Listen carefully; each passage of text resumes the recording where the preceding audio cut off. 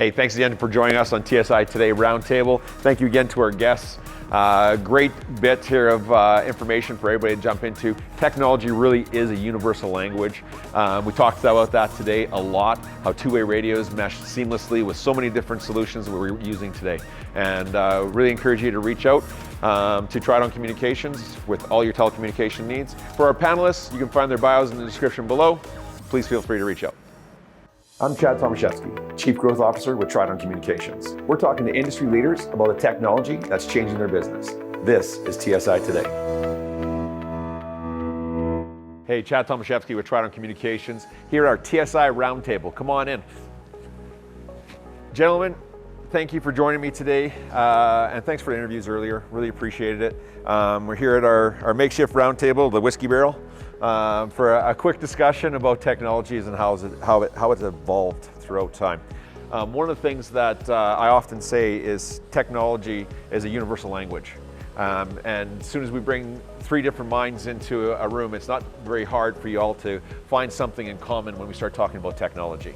And when we talk about two-way radios, there's a number of different protocols we can look at. Michael, earlier we talked about CDMA, TDMA, FDMA. We could jump into those sorts of things.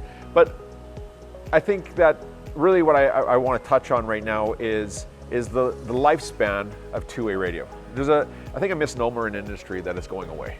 And we've had some brief discussions on that, and I'd like to ask for your input here on, where do we see two-way radio going? Is it here to stay? Is it going away? What are your thoughts? Wilf? Yeah, I think it's here to stay. You just look at the services that are supported by two-way radio. You look at first responders.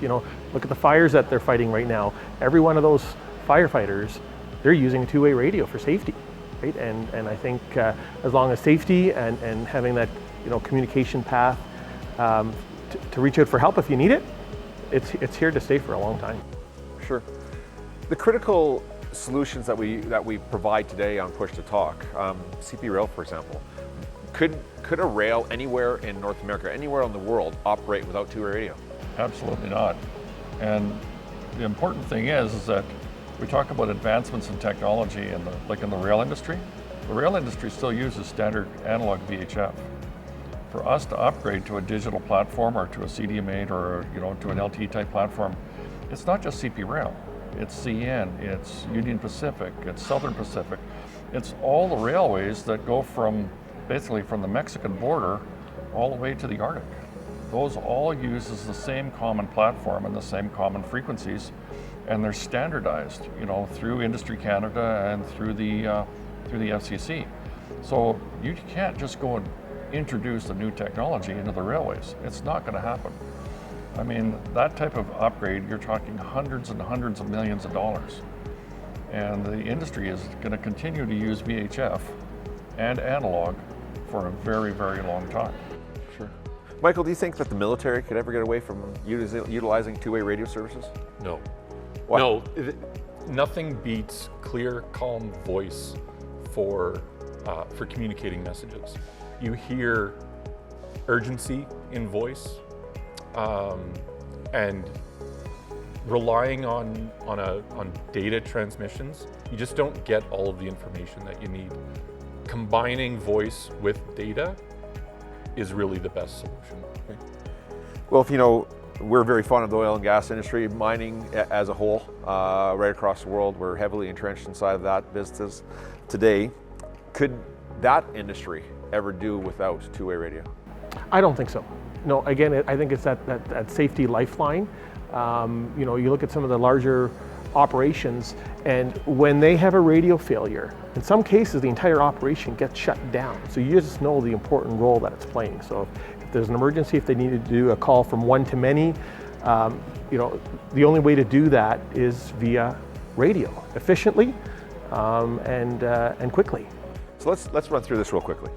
Chad needs a couple radios. On our site, me and Doug have need for 15 radios. I just go buy 15 radios at the local store. We can talk to each other right away, right? That's how it works? Almost. Almost, right? But not quite, right? There's a lot of things that go into that. It's obviously Tridon, your trusted partner to many of your customers.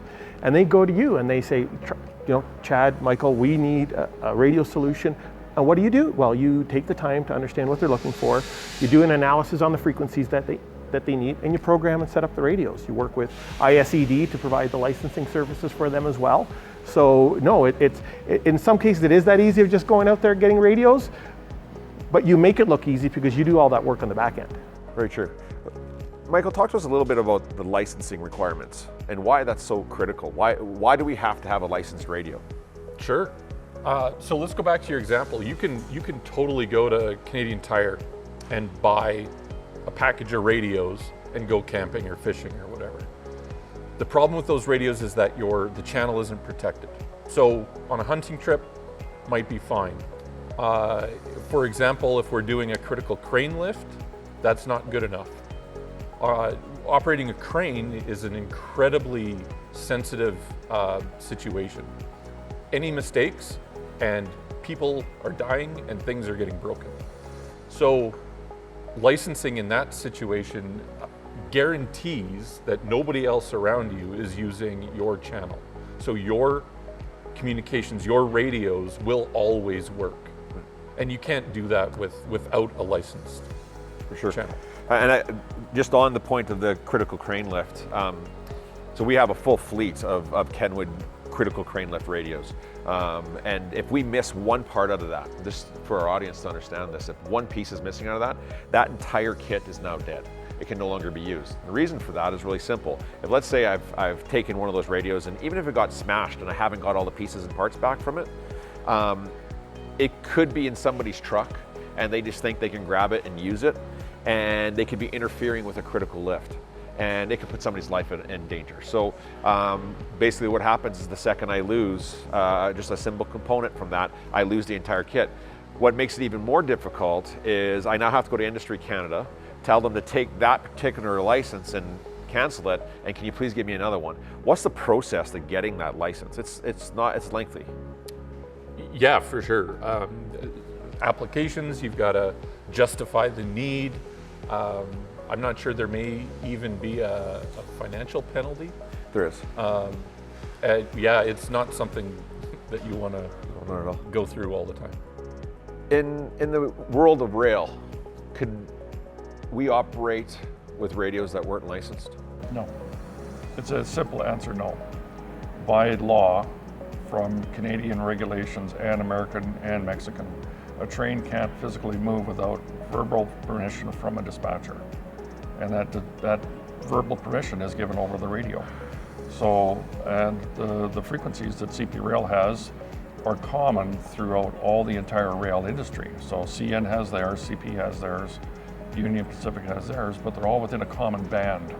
So it's the same similar radio, but the frequencies are divided amongst the different rail companies. And each railway, each person on the rail must have verbal permission to actually go onto the tracks. That's the only way to keep people alive. I mean, if you go onto the tracks without permission, you could die. When we talk about reliability on a network, many of our clients want 5 to 6 nines. So our engineering department at Tridon would seek to achieve that, 5 to 6 nines reliability. So we partner with groups like Kenwood to take their solution. We work with your engineering team to deliver an LMAR solution that is 5 to 6 nines reliability. That's really, really important for a lot of different applications, whether it's on rail, whether it's in oil and gas, mining of some kind, whether it's the firefighter that's running up a set of stairs in a building downtown Calgary or Edmonton to save somebody or put out a fire. It's absolutely critical that we have something that is reliable. And the reason why I like you went down that path, Doug, is because we refer to apps. Is an app something that we can be 100% in control of? Well, here, I'll give you the perfect example. How many people here threw away their CDMA phone? How many people, how many hundreds of millions of dollars were invested in a CDMA? Okay, and a nice little flip phone. I love my flip phone, all right? And guess where it is? It's in the garbage can. Because the telephone companies decided that they were no longer going to support that technology, and they dropped CDMA and they moved to LTE. What happens when they go to the next generation of LTE, which is now called 5G? Okay, what happens 5 years from now or 10 years from now when they say, oh, we're not going to support those other devices anymore. So everybody's cell phone here, if you're not a 5G phone, your phone's now garbage. becomes a revenue generating model for carriers, but hurts our end user. You don't have control over your network or your end devices. You're at the mercy of the telephone companies. Now, with your own private network and your own private phones, you do have the limitations of what the government says, for spectrum, whether we use narrowband or wideband or the different frequencies, but at least you have control, okay? In the LTE network, you don't. It's an app. Well, and all the critical users, the critical industries, the first responder agencies, they all have dedicated infrastructure systems that are closed, that they've built, and they control. Like your technicians are in charge of maintaining your system. You're not going to a third party that's providing those services, right? So everything's in-house that way. So there's a lot to be said about that. But that's why they invented P25.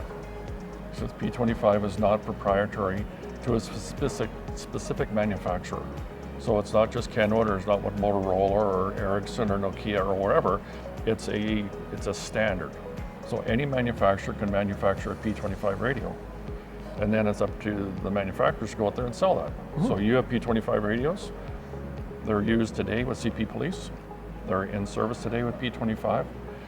Those same radios could be used for fire, police, ambulance, anywhere in the world within the P25 standard. Okay, but it's still a press-to-talk radio, and it's still voice. Okay, and that's the difference. It's not data.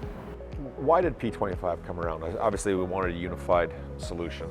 The world was asking for that. I've heard stories, I don't know if they're true, it had to do with 9/11. I've heard the same. Is that hold weight? Is that in fact the case? I think that holds a lot of weight, because here you had folks that were responding to an unprecedented disaster, right? And of epic proportion. So here you have, police and fire and other agencies rushing to the site, and no one could talk to each other, right? Yeah. And so that, I think, was, if it wasn't the driver, it definitely helped influence, the protocol and the multi-vendor, the multi-user interoperability. Interoperability was the key. Interoperability didn't exist until 911. And then P25 was introduced very shortly after. They've been talking about P25 for 20 years, but they could never get their act together. 911 was the catalyst, that basically forced the issue. Right. So for our viewers, basically what we saw happen was the unfortunate incident of 9/11, where we saw 2 buildings come down, and first responders, police, fire departments weren't able to communicate to each other.